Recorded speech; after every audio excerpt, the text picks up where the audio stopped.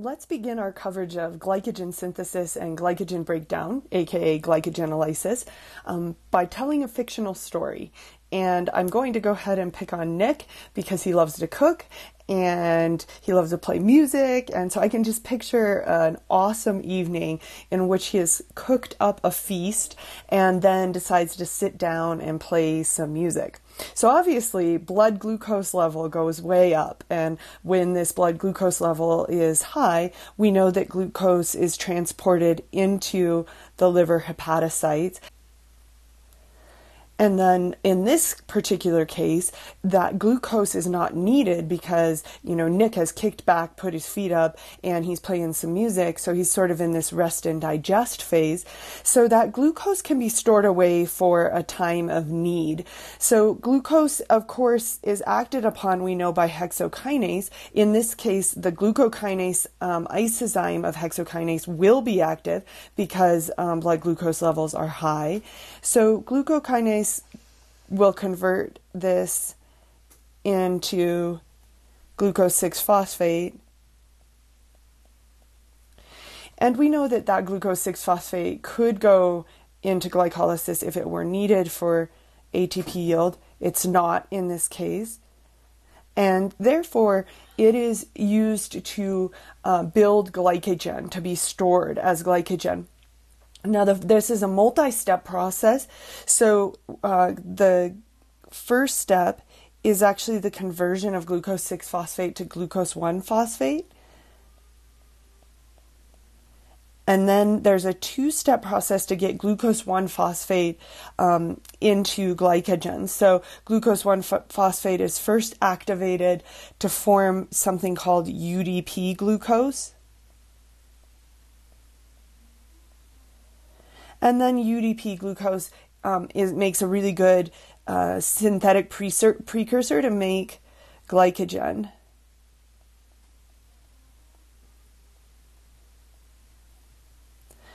And there are two enzymes involved in this. The first one is really quite fittingly termed UDP glucose pyrophosphorylase.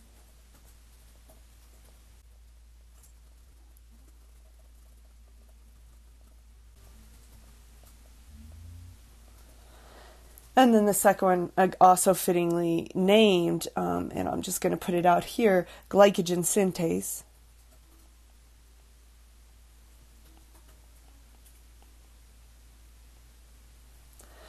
Now, these two enzymes are reciprocally regulated, or glycogen synthase is the big time one that's regulated, with the breakdown of glycogen. So, we can say, for instance, that Nick decides now he wants to have a little bit of a dance party, and, there's a lot of action going on. Now, after a time, that glycogen is no longer going to be synthesized and instead is going to get broken down. So Glycogenphosphorylase then is activated in this case. So this is actually a really neat reciprocal regulation relationship that's going on. When glycogen phosphorylase is turned on, glycogen synthase is turned off. Hopefully you've never had a relationship like that. But this is a good example of reciprocal regulation. Once glycogen has been broken down to glucose 1-phosphate, the conversion back to glucose 6-phosphate is a relatively easy one. In actuality, this is a near equilibrium reaction that is catalyzed by phosphoglucomutase. So glucose 1-phosphate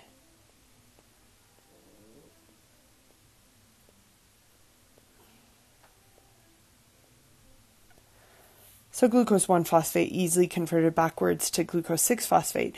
Now, recall that the liver, the pancreas, and the kidney are some very special tissues that have the glucose 6-phosphatase that's capable of the bypass reaction, breaking down glucose 6-phosphate to glucose. But also recall that this enzyme, glucose 6-phosphatase, I'm going to abbreviate, that enzyme is actually associated with the inner leaflet of the endoplasmic reticulum. So in actuality, that molecule G6P is transported into the ER, where we actually find this enzyme. And then once glucose is formed inside of the ER, then a vesicle can bud off of the ER carrying that glucose, and then of course merge with the membrane and release the glucose, which is why then the liver can serve as a food bank for the rest of the body. So for example, it can now get utilized in muscle tissue to fuel energy needs. Additionally, it could be taken to the brain, where it could be utilized in the brain.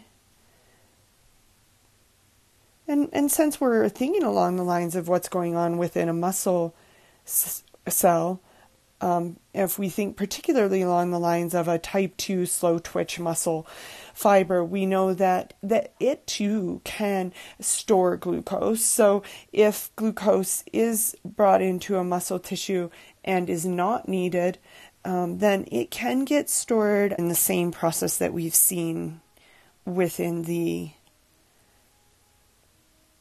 liver cell,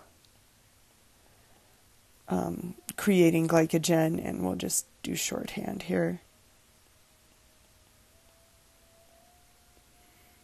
And getting broken down.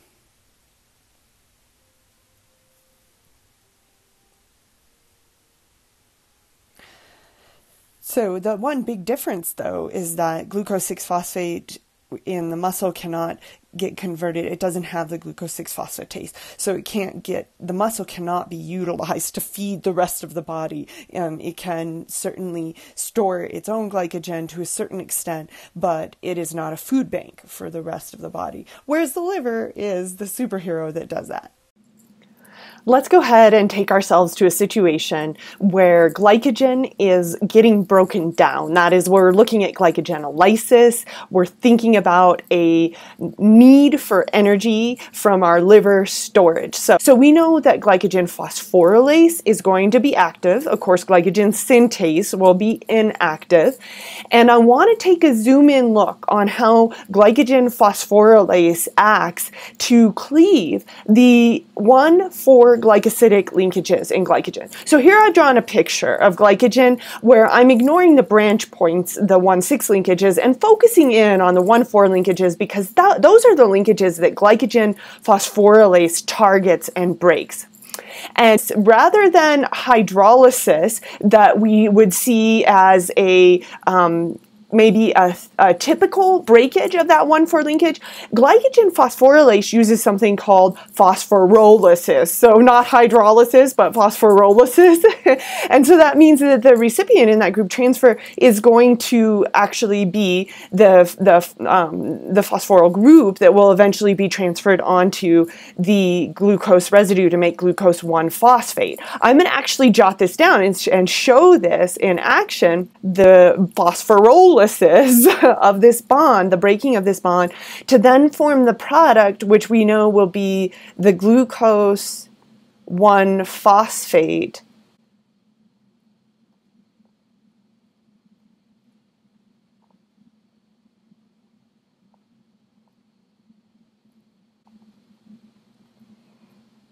Plus, of course, glycogen and -1, because now one residue has been removed from the non-reducing end. So maybe you're thinking to yourselves, well, what is this enzyme, this EPIC glycogen phosphorylase? What does it really look like? I'm going to actually draw a quick cartoon depiction of the enzyme. It is a 2-subunit enzyme. It is a dimer, that is to say, and it has kind of this neat structure,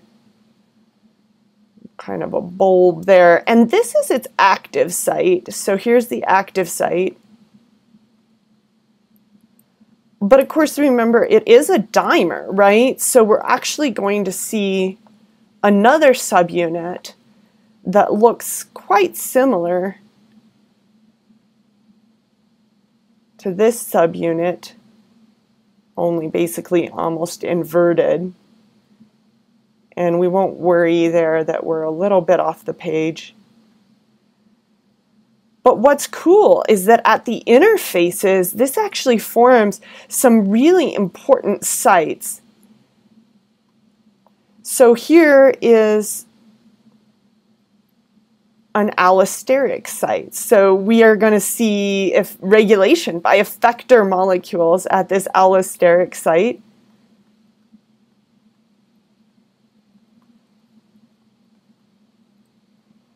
And of course, one on each of the two subunits. And of course, we've got another active site here on the second subunit.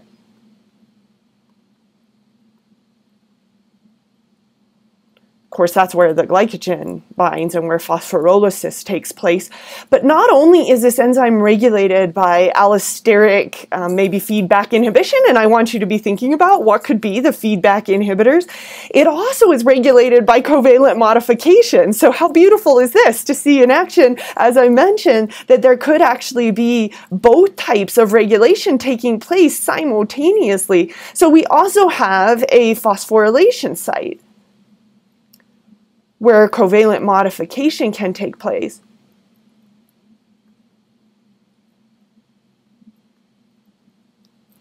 So a phosphoryl group could be added, and that would modulate activity. And in fact, it actually turns out that that is the most important form of regulation within the glycogen phosphorylase enzyme.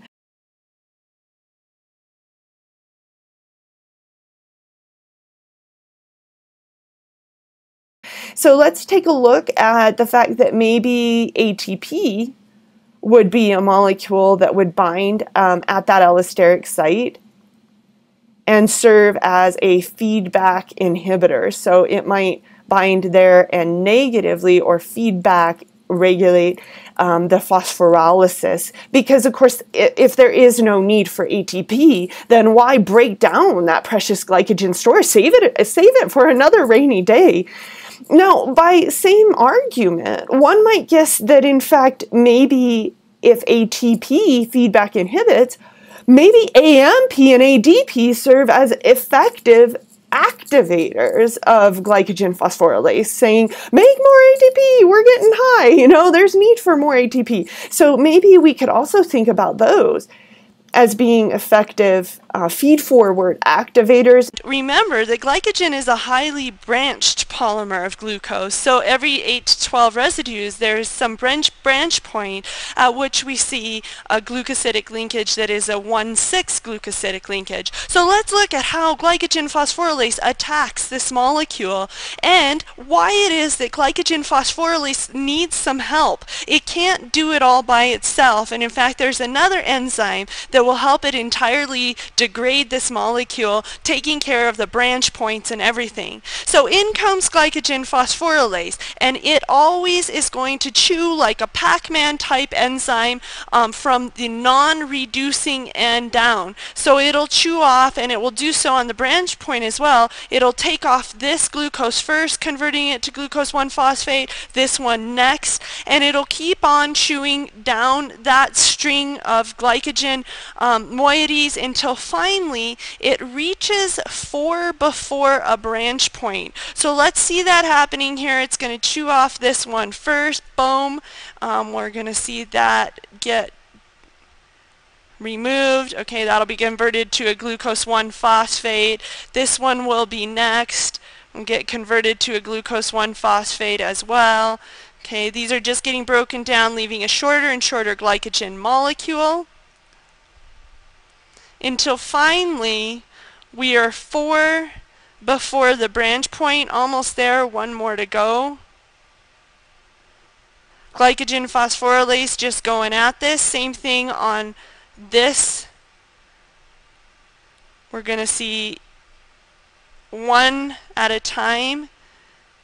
chewed off by glycogen phosphorylase. Okay, cleaving and making all of these are going to be glucose 1-phosphate moieties. Okay, so getting close here, 1, 2, 3, 4, one more. Excellent. So before the branch point, glycogen phosphorylase is basically going to turn its nose up at all of this, and it's going to say, forget you, I don't do branch points. And in comes another enzyme that's going to help it out with the branch points. So this is going to be, this enzyme is going to be working on what we term a limit dextrin. So once glycogen reaches this point where there are four residues away from the branch point, this is now termed a limit dextrin. So that's what we have at this point. So at this point then, a bifunctional enzyme called the glycogen debranching enzyme, it's going to come in and say, hey, glycogen phosphorylase, you wuss, I'm going to take care of this branch point, no problem. And what it does is really kind of interesting because it's got multi-activities in it. And the first activity is actually a gluconeotransferase activity. So this gluconeotransferase activity is basically going to pick up this group of 3 and relocate it to the end of the main strand and allowing now glycogen phosphorylase to come back in and continue cleaving on down the line. However, this still leaves this one glucose residue attached via a 1,6 linkage, and that's where the second activity of the enzyme comes in, the glycogen debranching enzyme comes into play. It has an amylo 1,6 glucosidase activity that's actually going to cleave and remove the remaining linked glucose. So it's going to remove this glucose here and release that moiety. Now what's really interesting though to note about this is that the amylo 1,6 glucosidase activity of the debranching enzyme doesn't form glucose 1-phosphate. So this one glucose that was attached by the 1,6 linkage at the branch point is not worth as much energy. And I want you guys to think through that. So at every branch point there's one glucose worth less activity. So think through that. I want you to think through how many ATPs can be made from the glucose converted by glycogen phosphorylase to glucose 1-phosphate as opposed to the free glucose that's released by the amylo 1,6 glucosidase activity of the debranching enzyme.